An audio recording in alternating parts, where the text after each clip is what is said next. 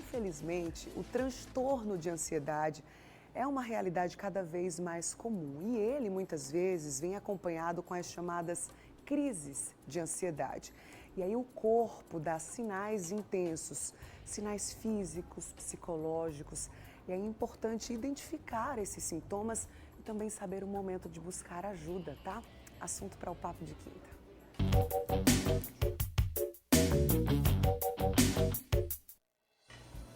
Aqui no estúdio hoje, para a gente conversar sobre esse assunto super importante, eu recebo a psicóloga Marília Nascimento. Bom dia, Marília, seja bem-vinda. Bom dia, querida. Obrigada. Vamos lá, né? Conversar sobre esse assunto.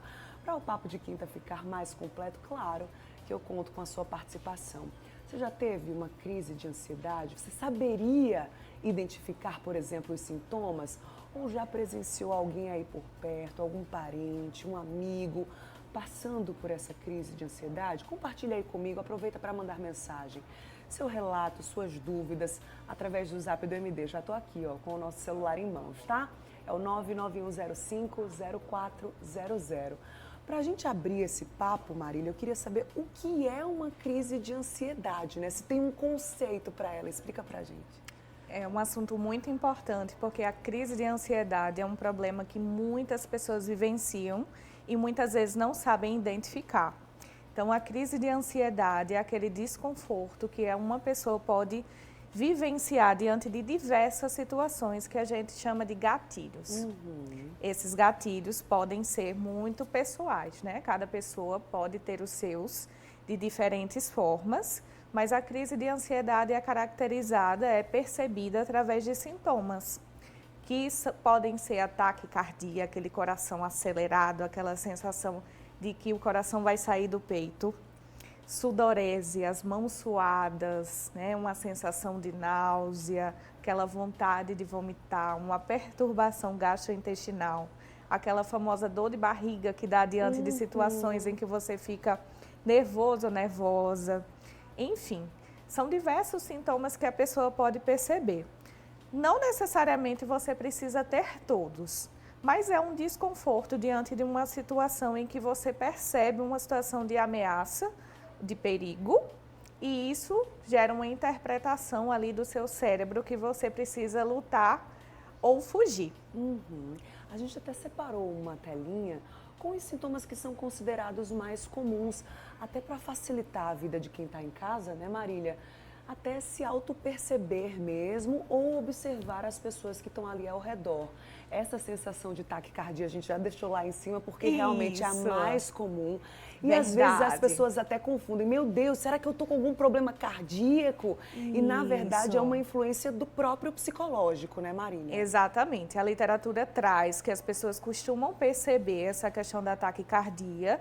Isso chega muito no consultório como uma preocupação dos pacientes de terem algum problema cardíaco, né? Então as pessoas chegam muito angustiadas. Será que eu estou com algum problema grave? Será que é alguma questão que realmente eu preciso procurar um cardiologista? Então a ansiedade, né, ela tem o poder de converter questões psicológicas em sintomas físicos. E a taquicardia é um deles. Eu sempre digo que é o mais clássico. Então, aquele coração acelerado, quando a gente identifica ali uma situação que é desconfortável para a gente, é o mais esperado, é o mais clássico, é o que costuma aparecer. Mas quando a gente está com medo, a gente costuma logo achar que é algo, né, mais sério. Então, a taquicardia está ali como top 1. A gente viu vários outros sintomas ali na telinha. E a Kellen de Campina Grande, obrigada pela sua participação. Pode deixar em tela cheia aí, que o pessoal de casa vai lendo enquanto a gente vai conversando aqui. A Kellen de Campina Grande pergunta se a ansiedade pode trazer também reações na pele e alguns sintomas estomacais, como dores de estômago também, Marília. Isso costuma aparecer? Costuma aparecer também, né? O nosso psicológico, ele pode converter em diversos sintomas que a gente chama de sintomas somáticos. Então, isso pode aparecer, é importante que a pessoa investigue também essa causa, porque geralmente isso acontece quando o seu psicológico está muito comprometido. Então, é algo que a pessoa precisa investigar realmente o que foi que causou isso, quais são os gatilhos, quais são as causas que estão relacionadas, porque cada pessoa vai desenvolver sintomas específicos. A gente trouxe aqui, né, uma relação de sintomas, mas você não precisa necessariamente se enquadrar em todos, Certo. ou nesses especificamente, porque cada pessoa vai desenvolver as suas características, os seus sinais e sintomas para identificar que essa ansiedade, ela se caracteriza como uma ansiedade patológica. Certo. Mais uma dúvida agora da Laura. Obrigada pela sua participação, Laura. Ela disse que sim, tem ansiedade e todas as vezes que ela tem crise, o corpo responde com urticárias. É coceira mesmo por todo o corpo e nas mãos. E ela já pergunta, tem tratamento para isso? É legal essa pergunta dela, né?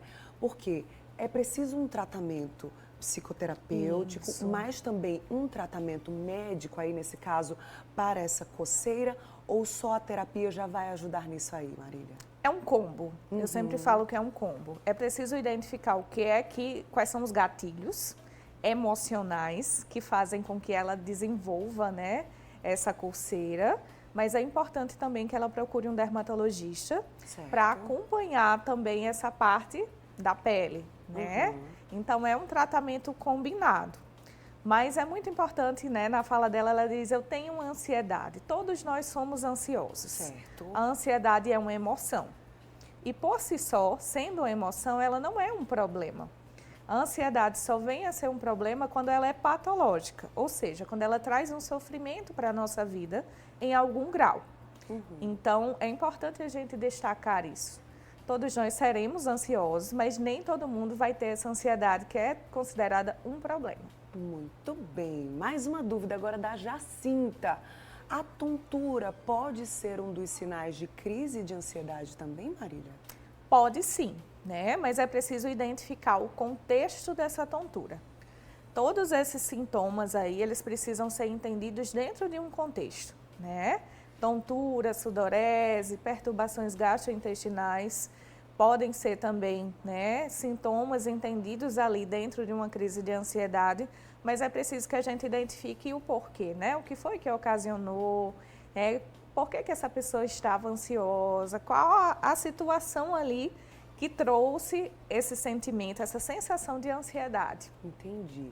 Tenho duas perguntas a fazer nesse contexto aí dos sintomas que a gente está observando. Primeiro, toda pessoa diagnosticada com um transtorno de ansiedade tem crises de ansiedade? É um padrão isso, Marília? Para que a pessoa tenha a crise de ansiedade, aliás, tenha um diagnóstico, ela precisa ter um sofrimento significativo. E isso geralmente implica em crises de ansiedade. Então, assim, todos nós, como eu falei, somos ansiosos. Mas isso não quer dizer que haja ali um transtorno. Certo. Porque para que o transtorno ele seja diagnosticado, a pessoa precisa ter um comprometimento em sua vida em mais de uma área, né? Em algumas áreas de sua vida. Então, para que seja considerado um problema, essa ansiedade precisa prejudicar. E aí que surgem as crises de ansiedade. Entendi. E uma pessoa que não tem esse diagnóstico, né? Que tem essa ansiedade considerada normal, né? Assim, já que é algo comum a todos os seres humanos, ela pode ter eventualmente uma crise de ansiedade ali isolada, Marília? Pode. Mas se isso não vier a prejudicar a sua vida, a comprometer de forma significativa, isso não é considerado um problema em si. Se ela conseguir se restabelecer, se isso for algo pontual, se não for algo que gere problemas para a sua vida, que afete o trabalho, seus relacionamentos, isso não é considerado um problema. É uma resposta adaptativa a situações de medo, a situações de perigo. Então, é algo que nós temos ali para que a gente se proteja, para que a gente reaja a situações cotidianas da nossa vida. Então, é importante que a gente identifique. E algo necessário falar também sobre a questão dos sintomas é que eles são fáceis de identificar, né? A gente dá um Google e a gente consegue se enquadrar ali. Mas o que é que diferencia de pessoa para pessoa? O contexto, os gatilhos. Vou até aproveitar essa informação importante e vou deixar uma pergunta no ar. Porque uma telespectadora deixou aqui uma mensagem, pediu para eu não identificá-la e está tudo certo. Ela disse, depois que eu vi esses sintomas que a psicóloga trouxe, eu posso dizer que eu tenho crise de ansiedade.